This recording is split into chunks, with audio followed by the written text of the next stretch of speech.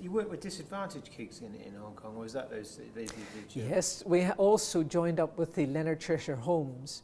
Now, I have a Chinese sister. She was adopted from Hong Kong from a missionary's home in 1963.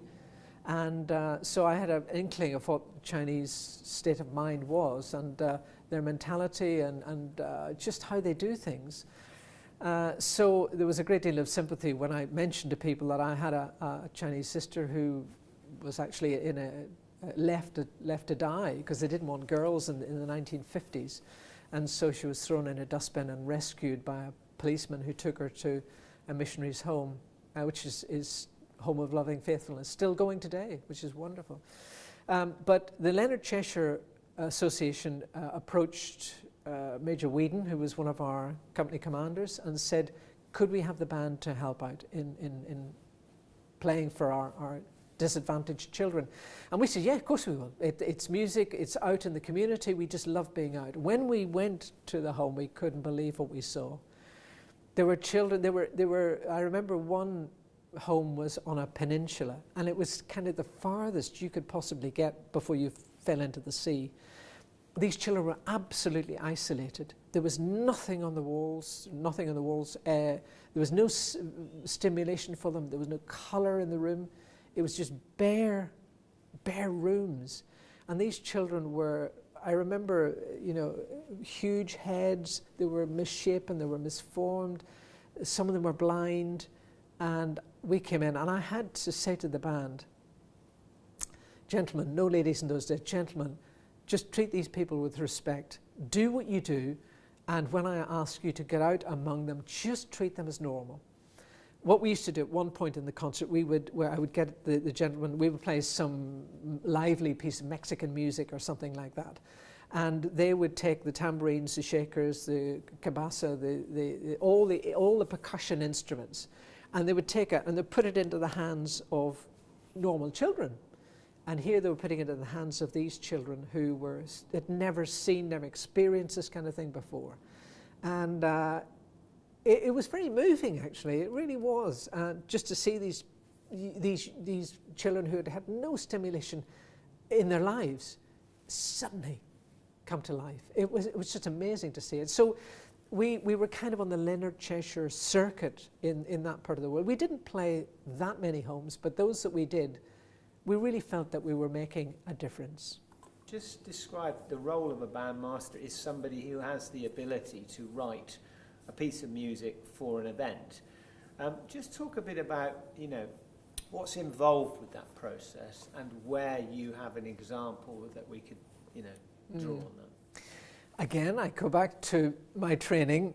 If you had to have a piece of music on the professor's desk at 9 o'clock the next morning, and you were given it the night before, you stayed up all night and you made sure it was there the next day. So that training of trying to do things quickly and efficiently was part of the training. It always came in handy when writing for any occasion. There were times when you would turn up, and I remember one occasion I turned up to the event which was in St David's Hall, Cardiff. It was being televised, and I was led to believe that the music would be there for us. When I turned up and found out that it wasn't, a shock horror. We did a rehearsal the day before, and that night I arranged the music.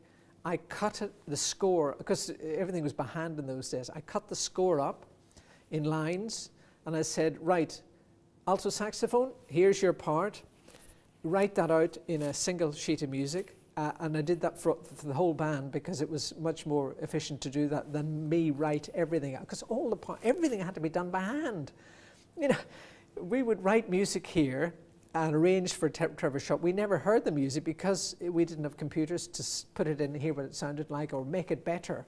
What we saw on the score, what we imagined it sounded like, had to be correct.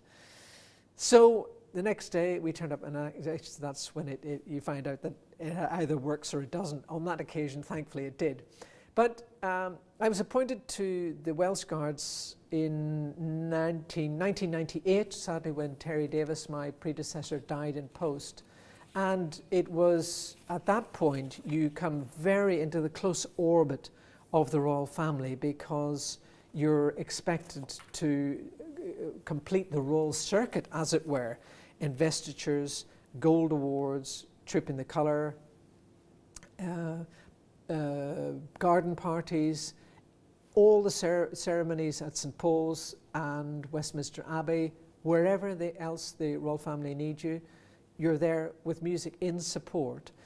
It's a fascinating world where music really does play a key part in their lives, making their lives as easy as possible, and making our lives, well, what more could you ask for? To sit with Her Majesty across the way and you're performing, and where they're making conversation with the good and the great. Absolutely fascinating.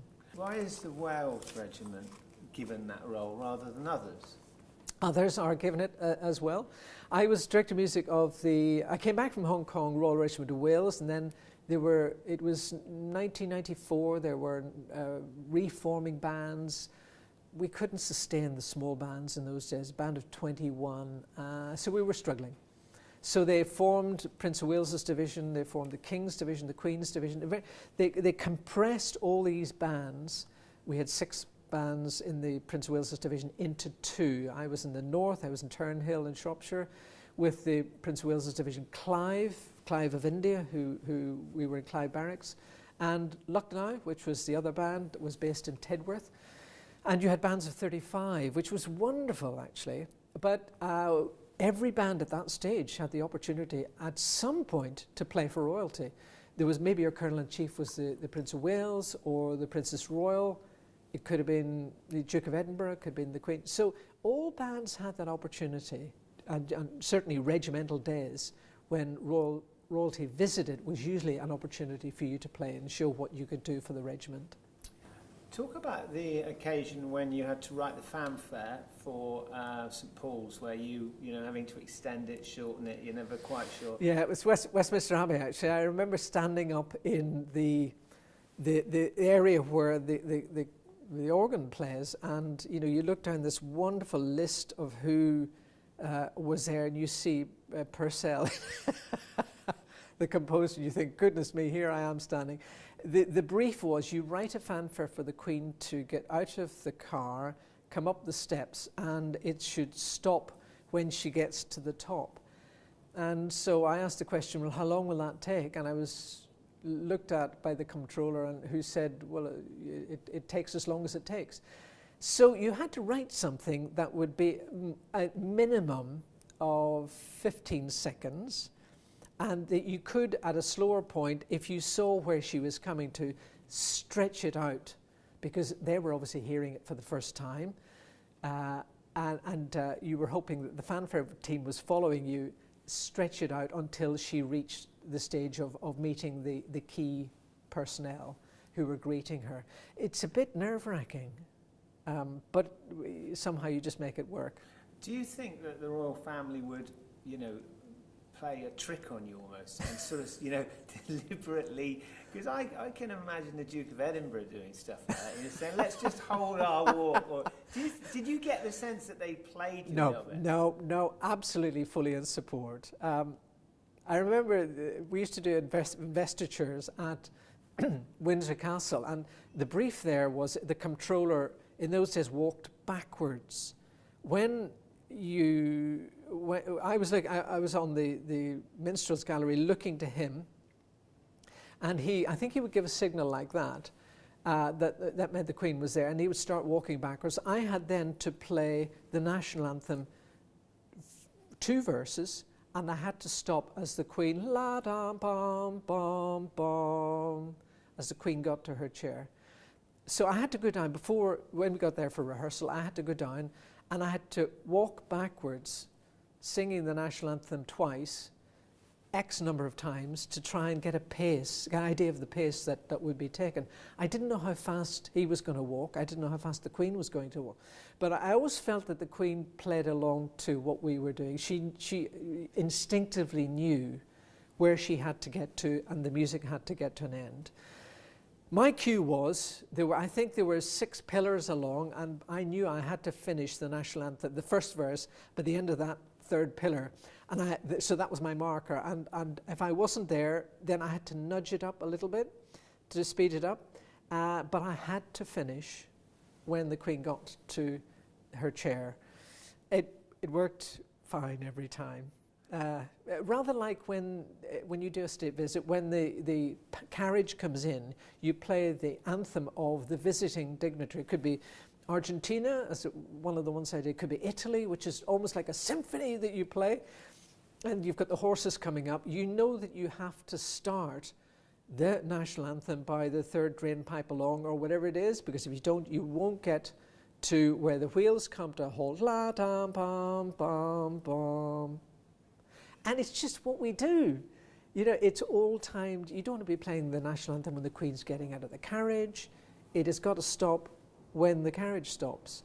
And so you must make sure that you start your first anthem way down the long walk, which it is in coming up into Windsor Castle. And many the morning I had to, because you have a very early morning start, I would be singing the national anthem to a cigarette lighter, walking along, singing it at the speed of a horse, walking horse, until you get way down. And you tell then the captain of the guard, whoever's giving the signal, when the horses get to that point, you must give that there so that they can bring the guard of honour up to attention, so that I must start the dignitaries' national anthem. A few moments when the heart starts to beat very, very quickly. Yeah. Did you ever miss it? No, but the captain of the guard missed it. On my very last one, it was the president of India, and I remember it well. And you're so keyed up, and you want to get this right, because the Sky News is rolling, and there are a number of other broadcasters are broadcasting what's happening. And the carriages came in, and they were at the speed of a walking horse coming round. And I knew that I had to start the anthem when the horses hit the fountain. I had to finish it by when whatever drain pipe. And when they came up to there, I was aware that the guard had not been called to attention. And I said to my trombone player, he was stood in the AM ready to play, I said, have they given the order to... He said, I don't know, sir.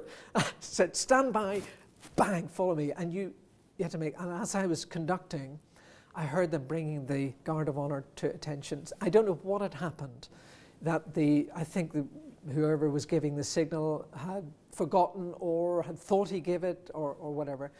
And so when you're conducting, you're thinking, was that my fault? I'm not sure. Concentrate on the music. Make sure that you start with the third drain pipe. It's got to finish on time, and wait for the phone call when you get back to the office.